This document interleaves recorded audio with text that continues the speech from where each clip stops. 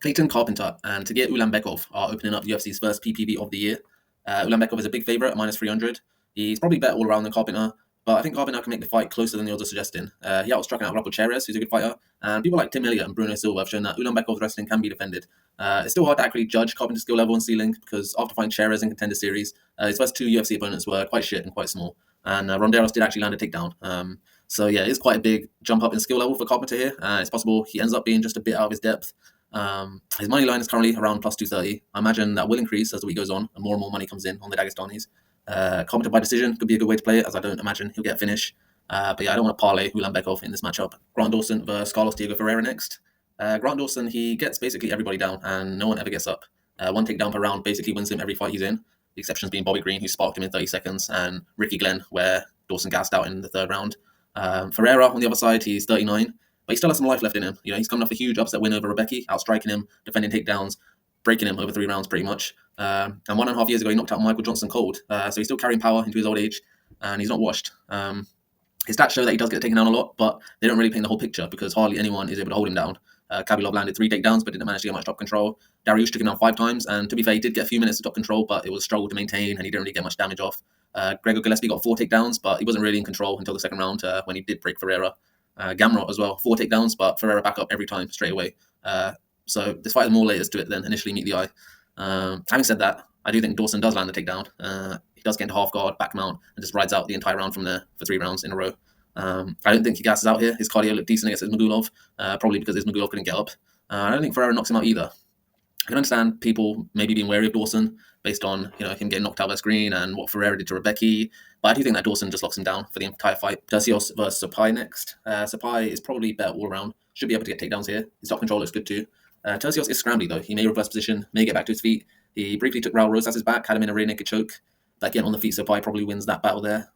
Small question mark over his cardio. Did gas out in his last fight, but his leg was fucked, and they had been fighting at a high pace for 2 rounds. And the last time he fought 3 rounds, he looked all right. Odds are a bit sketchy. Sapai around minus 300 currently. He's not a lock. Tercios could maybe pull this out the bag somehow, but I suppose the odds are understandable. Peyton Talbot versus Barcelos. Not much to say here. Talbot, massive favourite, massive size, speed, power advantage. Probably will KO old man Barcelos. Reese versus Dumas up next.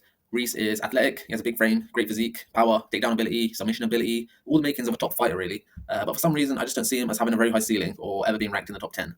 It's hard to place my finger on exactly why, but for starters, his takedown defense could use some work. In Contender Series, he was taken down versus Aronov after throwing a lazy kick. He was taken down by Brundage and slammed to death. He did expectedly dominate Medina, but he did get taken down once, and Medina did land a punch in round 3 that wobbled him. For anyone that doesn't know, Medina is quite shit and has 0 athleticism. In fact, all of Reese's opponents so far have been some of the worst guys on the roster, and he's been given another one of them here in Dumas. Although perhaps contrary to what most people think about Dumas, I don't actually think he's terrible. He potentially has better cardio than Reese. He has a nice sharp jab, although he doesn't use it enough. Overall, his technique and speed are decent, but he just doesn't have enough volume, doesn't throw combos, and is not the type of guy, really, that will fight for your money. He's been winning by lay and praying and cage grinding some of the biggest bumps in the division, and even then, he's had mixed success.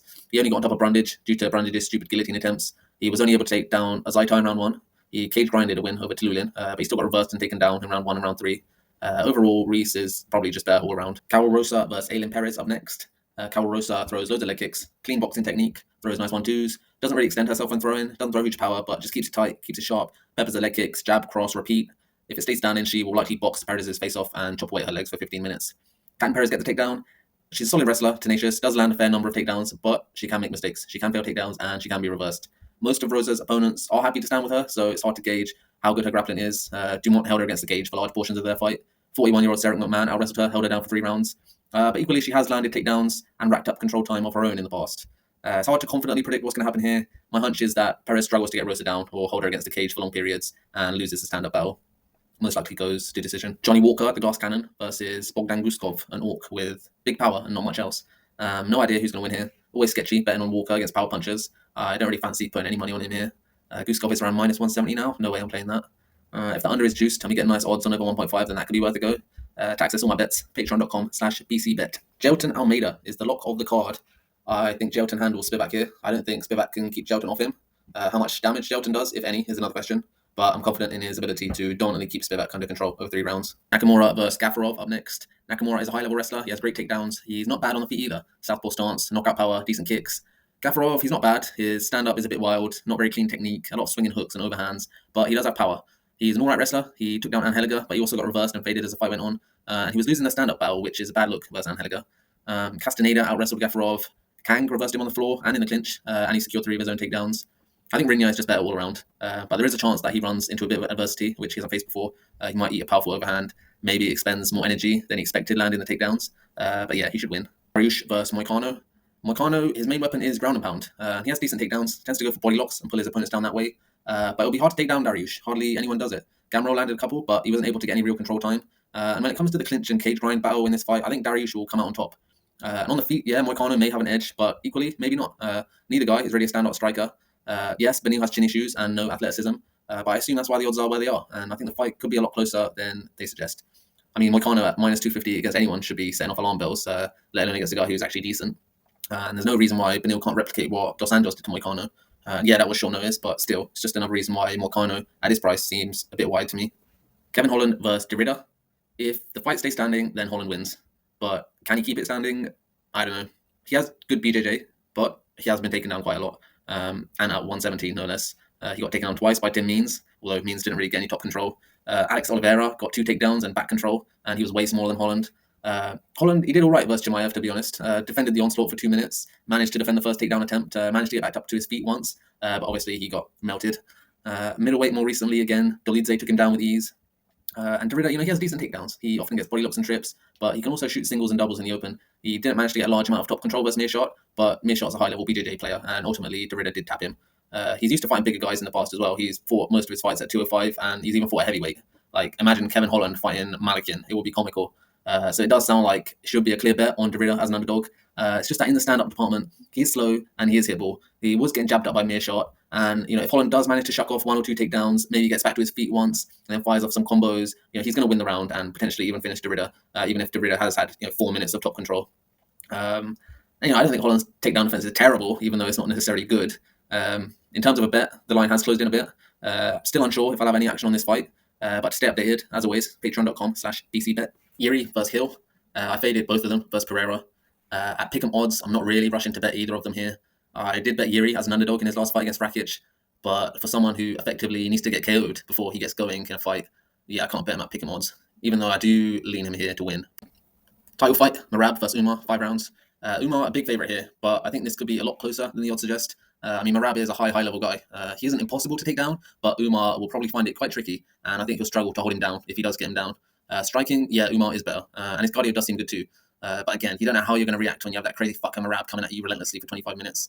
We all thought Jan would be able to easily deal with him by defending the takedowns and winning the striking battle, and the odds are suggesting Umar will be able to do that, but it could end up being a very close fight. The props for this and the main event are already out, which is nice. I'm looking at Merab decision, plus 350. Umar KO, plus 600, maybe worth a go. Fight goes to decision, minus 150. We'll see. As always, patreon.com/bcbet. Main event, rematch between Makhachev and Tsarukyan, who last fought each other in 2019. Islam's last fight was against Dustin Poirier, which, yeah, it was mostly a comfortable win, but equally it was probably more difficult than he anticipated. And I don't see how that performance justifies him being a minus 400 against Tsarukyan. If we break that fight down, round 1, Islam was dominant against Dustin, but didn't do much damage.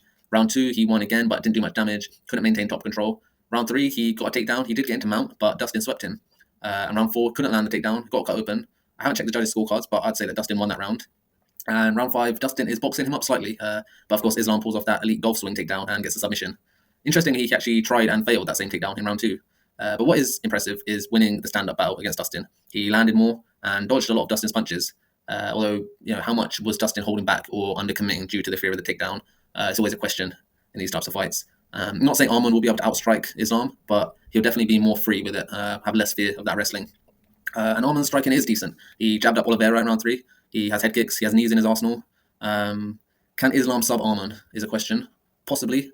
Oliveira did get a deep guillotine on Arman in round 1, although Islam doesn't really ever go for guillotines. What should be concerning though for Arman is the Darce choke that Oliveira put him in to close out round 3, because if Islam has that locked in, then Arman's going to sleep. Islam recently said that is his favourite submission, and he was explaining to Mighty Mouse how he grabs his wrist instead of his bicep to generate that extra torque. All things considered, Islam, he is the better grappler here and the better striker here, but it is close enough, and there is enough room for error and volatility in this fight that I think Islam minus 400 is a mad price, and I will probably have a bet on Arman in some form. As always, patreon.com/bcbet. There's no UFC in the week after UFC 311, but there are a shitload of other fights, most notably Usman Nurmagomedov versus Paul Hughes in the corpse of Bellator. So if you want to see my plays on the events, patreon.com/acbet.